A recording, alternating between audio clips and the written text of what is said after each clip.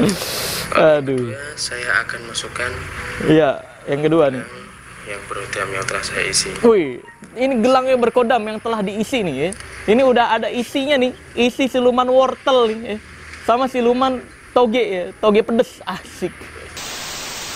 Nah ini yang udah ada kodamnya nih, ya. Nih, yang udah ada kodamnya nih.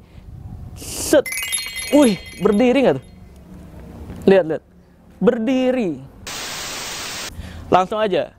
Setelah gue praktekkan seperti biasanya, ilmu merah itu membongkar rahasianya nih.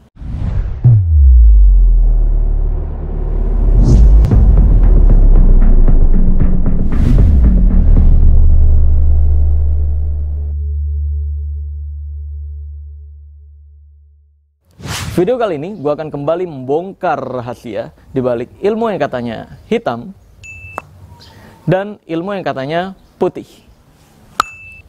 Karena ini adalah ilmu merah.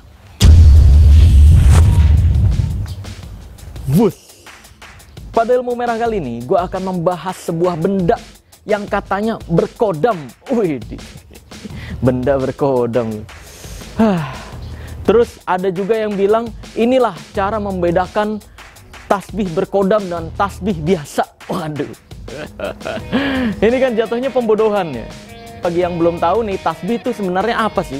Tasbih itu adalah alat bantu yang biasa digunakan untuk berzikir gitu. Biasanya jumlahnya 33 butir atau jumlahnya ada juga yang 99 butir. Tapi kalau zaman dulunya, Rasulullah Shallallahu Alaihi Wasallam tidak menggunakan tasbih untuk berzikir. Rasul lebih menggunakan jarinya untuk berzikir gitu. Ya kalau gue pribadi sih, gue lebih nyaman menggunakan jari ya, karena gampang gitu. Tiga juga. Nah, bagi orang-orang yang lebih suka memakai tasbih atau lebih mudah menggunakan tasbih, ya boleh-boleh juga.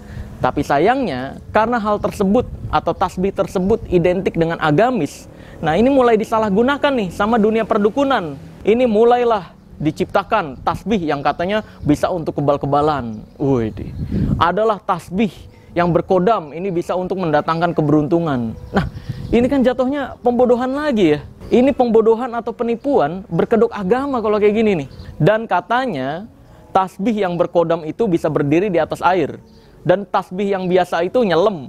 Nah, ini kan aduh, mainan anak-anak, sumpah deh, mainan anak-anak. So, seperti biasanya, di ilmu merah itu kan nggak cuma ngebacot doang, atau nggak cuma ngomong doang. Di ilmu merah itu semuanya ada pembuktiannya.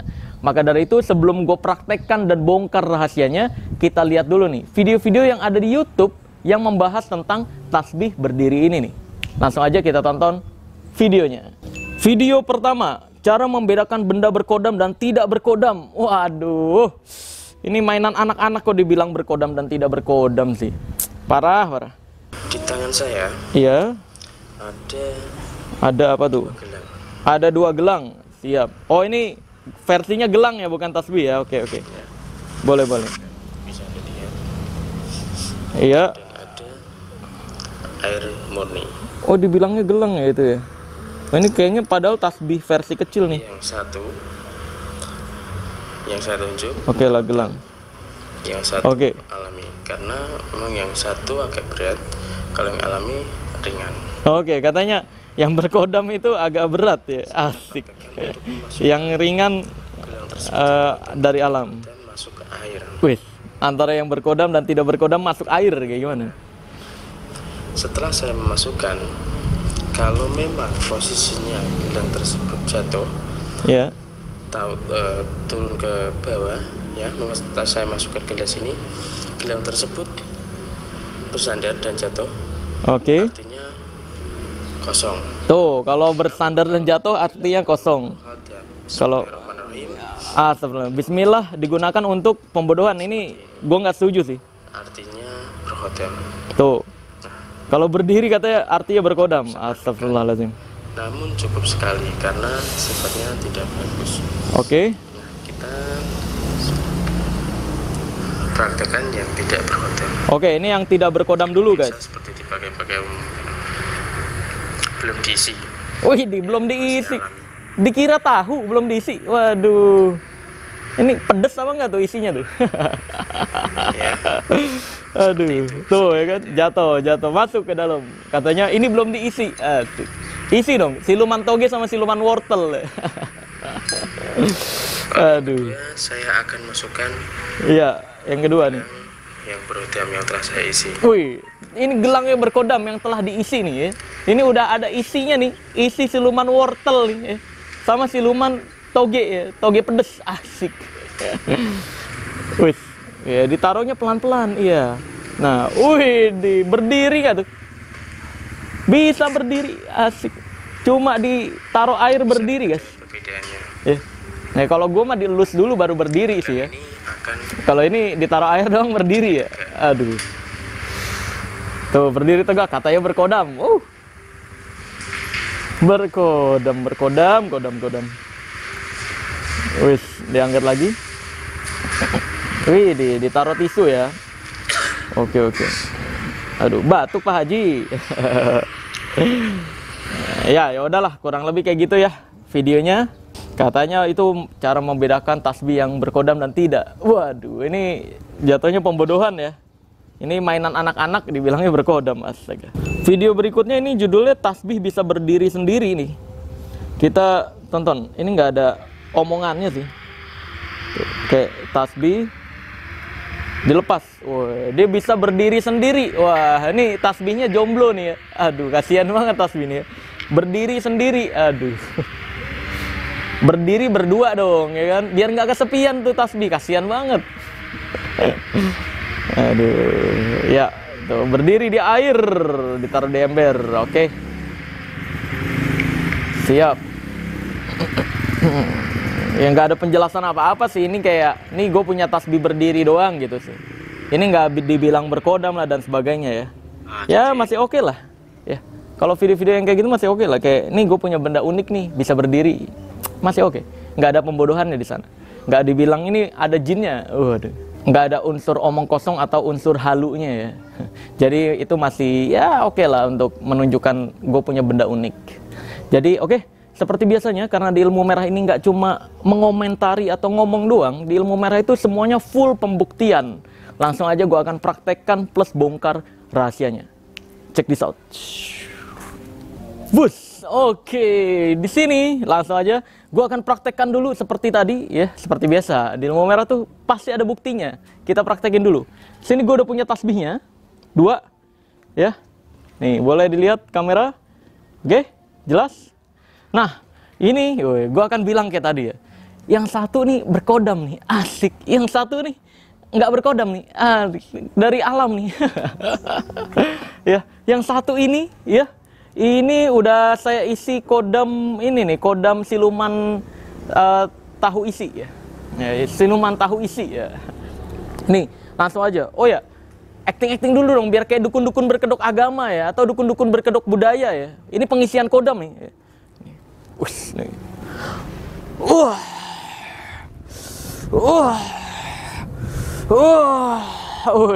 Harus slow motion, itu syarat biar dianggap sakti di YouTube tuh gampang. Ya, live ya. Kalau live ya kan ya di setting dulu baru live ya. Terus bisa gerakan slow motion. Terus sama mendesah, bisa mendesah. Terus baca mantra. Kalau dukun-dukun berkedok agama kan menyelewengkan kata-kata suci ya, atau kayak sholawat, bismillah itu diselewengkan, dijadikan mantra. Ini parah memang ya. Ini makanya gue akan coba untuk tidak mencemarkan nama baik agama, makanya gue akan bacakan mantra gini. Cicak-cicak di dinding. Diam-diam merayap. Datang seekor nyamuk. Hop, lalu ditangkap. Tuh, masuk. Udah masuk nih. Kodam, siluman inilah, siluman kepiting saus padang. Asik. Nih. Langsung kita lihat. Ini yang tidak berkodam dulu, ya, yang kosongan, asik, yang gak ada isinya katanya. Asik. Nih. Set. Tuh, ya, nyelem dia tuh. Tuh, nyelem. Nah, ini nggak ada isinya nih. Tuh, ya kan nyelem tuh. Tuh, minggir tuh. Nyelem kayak gini. Ini nggak ada isinya nih. Ya, tuh. Nggak ada isinya katanya. Nah, ini yang udah ada kodamnya nih. Nih, yang udah ada kodamnya nih. Set. Wih, berdiri nggak tuh? Lihat. Berdiri. Kelihatan dari samping ya?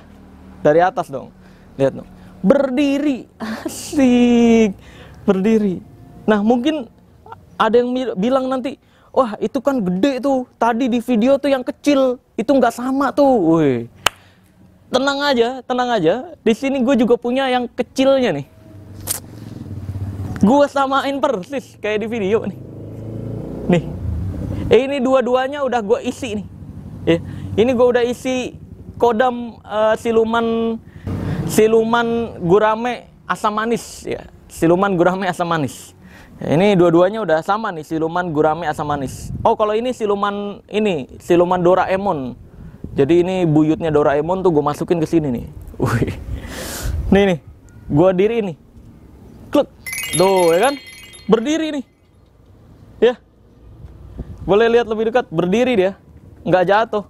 Udah ada isinya katanya. Ya. Satu lagi. Mungkin tadi jatuhinnya, coba dong jatuhinnya jangan berdiri gini, jatuhinnya tiduran nih. Tuh. Jatuhinnya ngasal juga tetap aja. Ya. Nih. Kita ulang nih, kalau mungkin jatuhinnya dong, jangan didiri ini, nih acak-acakan, tek tuh, langsung diri nggak tuh?